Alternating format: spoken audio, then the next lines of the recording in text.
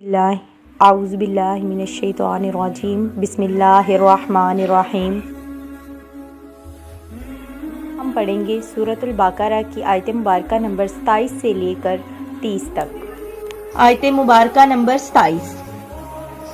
الذین، وہ جو ینقضون توڑتے رہتے ہیں، عہد اللہ، اللہ کے عہد کو، من بعدی، اس کے بعد، میثاقہ، یعنی اس عہد کو پختہ کرنے کے بعد یا وہ وعدہ کرنے کے بعد وہ توڑ دیتے ہیں، وہ یقطعون، اور کاٹتے رہتے ہیں، ما امر اللہ، اللہ کے حکم کو بھی، اس سے، ان یوصلا، جس کے جوڑنے کا، وَيُفْسِدُونَ، اور فساد مچاتے رہتے ہیں، فی الارض، زمین میں، اولئک، وہی لوگ ہیں، ہم الخاسرون، خسارہ پانے والے، یعنی کہ خسارہ پانے والے وہی لوگ ہیں جو اللہ سے وعدہ کر کے اللہ کے وعدے کو توڑ دیتے ہیں۔ کیفا، کیوں کر، تکفرون، تم انکار کرتے ہو، باللہ، اللہ کی آیتوں کا، وکنتم، حالانکہ تم امواتن، مردہ تھے، فاحیاکم، پس اس نے تمہیں زندہ کیا، ثم یمیتکم، پھر تمہیں مارے گا، ثم یحییکم، پھر تمہیں زندہ کرے گا، ثم الیہ ترجعون، پھر اسی کی طرف تم پلٹائے جاؤ گے۔ یعنی یہاں پر دو چیزیں قابل غور ہیں، یہ پہلی یہ کہ یہاں اللہ تعالیٰ کے انعامات کا بیان مقصود ہے، تو پھر موت کا ذکر کیوں کیا؟ اس کی جواب تو یہ ہے کیونکہ یہ موت انسان کو فانی زندگی سے نکال کر ابدی اور دائمی زندگی کی طرف لے جاتی ہے، تو یہ موت ہزار نعمتوں میں سے ایک بڑی نعمت ہے۔ دوسری قابل غور چیز یہ ہے کہ یہاں دو موتوں اور دو زندگیوں کا ذکر ہے۔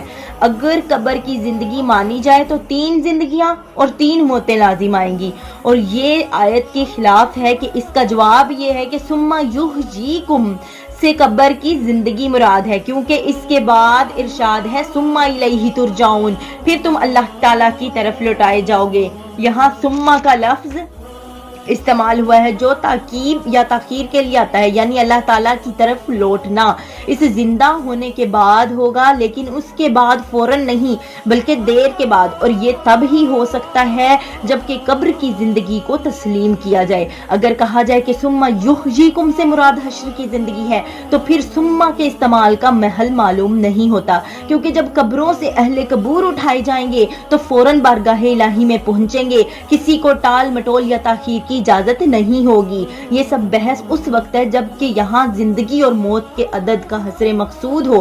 حالانکہ علامہ قرطبی رحمۃ اللہ علیہ اور دیگر محققین نے تصریح کی ہے کہ حصر مقصود نہیں، کیونکہ احادیث صحیحہ میں 4-5 دفعہ تک موت و حیات کا تکرار ثابت ہے۔ بہرحال اس آیت سے کسی طرح حیات قبر کا انکار نہیں کیا جا سکتا، قبر اور حیات کا جو ہے وہ انکار ثابت نہیں ہوتا، کیونکہ تمام اہل سنت کا یہی مذہب ہے کہ قبر کی زندگی حق ہے، اور متعدد احادیث صحیحہ جو حد تواتر تک پہنچ چکی ہیں حیات قبر کو ثابت کرتی ہیں۔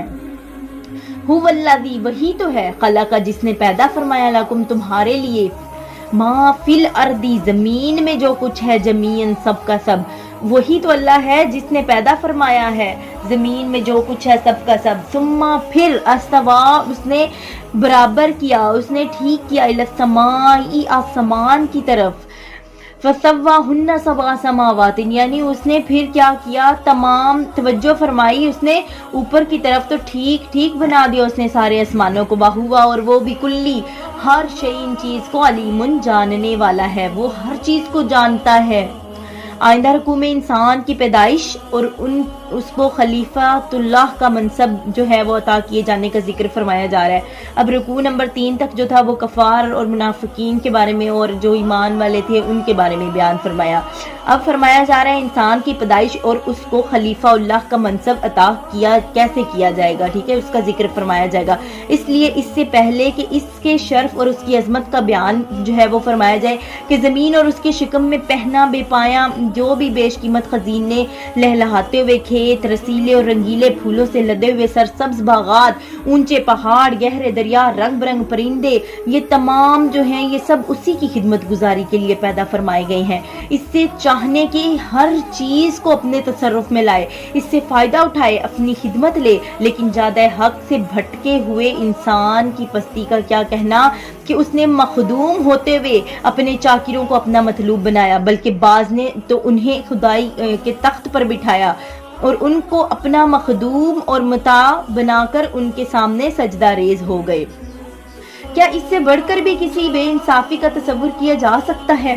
اب استوا کا صیغہ جو ہے یہاں پر الہ ہو تو اس کا مقصد ہو جائے گا قصد کرنا۔ مقصد یہ کہ زمین کی تخلیق کے بعد ارادہ خداوندی آسمان کی افرینش کی طرف متوجہ ہو، یعنی اس میں کوئی بھی کمی یا کجی باقی نہ رہے۔ ان آیات سے علم تخلیق کائنات کی تفصیلات کا بیان معلوم ہوتا ہے، بلکہ غرض یہ کہ انسان کائنات سماوی اور ارضی میں غور کرے تو اس کو نیست سے ہست کرنے کے والے کی قدرت کا اعتراف کرے، اور رب قدیر نے اس کی بقا اور آسائش کے لیے جتنے بھی مکمل انتظامات فرمائے ہیں ان سے جائز فائدہ اٹھائے۔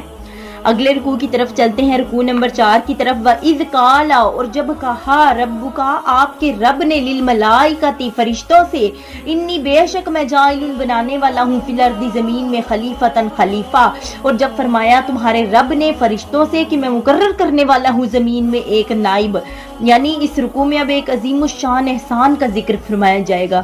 یہ حضرت انسان کی پیدائش کا تذکرہ ہے۔ خالق کائنات نے جس اہتمام سے اس پیکرے خاکی کو تخلیق فرمایا، اس طرح اسی اہتمام سے کسی دوسری مخلوق کو نہیں فرمایا۔ کیا فرمایا؟ اس کا جو یہاں پر ہے للملائکۃ سے کا واحد جو ہے وہ ملک ہے۔ ملکن اس کا ماخذ اشتقاق الوکاتن، یعنی جس کا معنی ہے پیغام رسانی کرنے والا، کیونکہ فرشتے اللہ تعالیٰ کا پیغام اس کے مقبول بندوں تک پہنچانے کے لیے مامور ہیں، اس لیے انہیں اسی نام سے موسوم کیا گیا۔ ملائکہ کی حقیقت کیا ہے؟ اس میں اتنے مختلف اقوال ہیں کہ ان کا احاطہ یہاں بیان نہیں ہو سکتا۔ علماء اسلام کے نزدیک ان کی حقیقت یہ ہے کہ یہ وہ لطیف اور نورانی جسم ہیں جو مختلف شکلیں بدل سکتے ہیں۔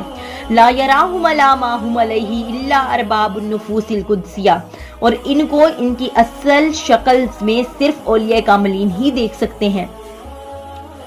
اب ان کی رنگت کا ادراک آنکھ سے اور حرارت کے چھونے سے ہوتا ہے۔ نبینا اگر سرخ و سفید کو نہ سمجھ سکے تو معذور ضرور ہے، لیکن اسے یہ حق نہیں پہنچتا کہ وہ سرخ و سفید کا انکار ہی کر دے۔ اسی طرح ملائکہ جن کا تعلق عالم روح سے ہے، اگر ظاہری حواس انہیں نہ پا سکیں تو وہ معذور ہیں، اور وہ آنکھ جو عالم روح کے اسرار و لطائف کو دیکھ سکتی ہے وہ تو اس وقت روشن ہوتی ہے جب ریاضت اور مجاہدات سے تزکیہ نفس ہو اور دل کا آئینہ چمکنے لگے۔ جو لوگ ساری عمر لذت و خواہشات کے در پہ رہتے ہیں، جنہوں نے تزکیہ نفس کی اہمیت کا کبھی احساس نہیں جن کو ہوا، وہ اگر اس نورانی اور لطیف مخلوق کو نہ دیکھ سکیں تو وہ معذور ہیں۔ آگے دیکھتے ہیں، انی بے شک میں جاعل بنانے والا ہوں، فی الارض، زمین میں، خلیفتاً، خلیفہ۔ اللہ تبارک و تعالیٰ ان سے فرما رہے ہیں کہ بے شک میں زمین میں خلیفہ بنانے والا ہوں۔ اب یہاں فرشتوں سے نہ مشورہ لیا جا رہا ہے، نہ ان سے اذن طلب کیا جا رہا ہے، بلکہ رب العزت اپنے ارادہ عالیہ سے انہیں آگاہ فرما رہا ہے کہ یہاں دو چیزیں غور طلب ہیں۔ خلیفہ کسے کہتے ہیں اور انسان کو منصب خلافت کیوں تفویض کیا گیا؟ اب خلیفہ وہ ہے جو کسی کے ملک میں اس کے نائب کی حیثیت سے اس کے احکام کے مطابق عمل کرے۔ اب اس منصب کے لیے انسان کے انتخاب کی وجہ یہ معلوم ہوتی ہے کہ انسان کے علاوہ جتنی مخلوق ہے اس کی استعداد، علم اور اس کا دائرہ عمل محدود ہے، اور جس کی محدودیت کا یہ عالم ہے وہ اس ذات پاک کا خلیفہ نہیں بن سکتا جس کا علم، ارادہ، احکام اور تصرف غیر محدود ہے۔ لیکن انسان جو ابتدا میں ضعیف بھی ہے اور جہول بھی، تو اس میں وہ پایا ناپذیر استعداد کیسے رکھ دی گئی اور عقل و فہم کی وہ قوتیں اسے کیسے فراہم کی گئی جن کے تصرفات کی حد ہی نہیں ہے۔ اس لیے جملہ مخلوقات سے صرف یہی ایک مخلوق ہے جو منصب خلافت کی اہلیت رکھتی ہے۔ ماہرین جو ہیں وہ ان تک اس کے جو نفسیات انسانی کے ماہرین جو ہیں وہ اس تک نہیں پہنچ سکتے۔ عارف کامل اسماعیل حقی کے الفاظ ہیں، یعنی انسان مختلف عناصر سے مرکب ہے، اس کی صورت کا تعلق عالم محسوس سے ہے، اس کی روح کا تعلق عالم غیب ملکوتی سے ہے۔ انسان کو جو صرف خاک کا پتلا سمجھتے ہیں، کاش اس کی حقیقت پر غور کریں تاکہ ان میں اپنے بلند مقام پر پہنچنے کی تڑپ پیدا ہو۔ یہ وہ ذرہ ہے جس کے سامنے آسمان کی رفعتیں سرنگوں ہیں، اور یہ وہ قطرہ ہے جس میں سمندروں کی گہرائیاں ہیں۔ قالو، کہنے لگے، کیا تجعلو، تو مقرر کرتا ہے، فیہا، اس میں، من یفسد، جو فساد برپا کرے گا۔ اب یہ فرشتے کہہ رہے ہیں اللہ نے جب فرشتوں سے کہا کہ میں زمین میں ایک مقرر کرنے والا ہوں خلیفہ یا ایک نائب، تو وہ کہنے لگے کیا تجعلو، تو مقرر کرتا ہے، فیہا اس میں، من یفسدو جو فساد برپا کرے گا، فیہا اس میں، ویسفکو اور بہائے گا، دماء خون، اور خون ریزیاں کرے گا، خون کو بہائے گا، ونحنو اور ہم، نسبیح تسبیح بیان کرتے ہیں، بحمدکا تیری حمد کرتے ہیں، ونقدس لکا اور تیری پاکی بیان کرتے ہیں، قالا فرمایا، انی بے شک میں، اب یہاں پر اللہ تبارک و تعالیٰ فرما رہے ہیں، قالا انی بے شک میں، عالم جانتا ہوں، ما لا تعلمون جو تم نہیں جانتے۔ کیا فرمایا کہ اللہ تعالیٰ فرما رہے ہیں کہ میں وہ کچھ جانتا ہوں جو تم نہیں جانتے۔ جی یہاں پر آیت مبارکہ نمبر 30 ہماری مکمل ہوئی۔ مزید اسلامک ویڈیوز دیکھنے کے لیے ہمارے اس یوٹیوب چینل کو سبسکرائب کیجیے تاکہ ہر آنے والی ویڈیو آپ کو مل سکے۔ شکریہ۔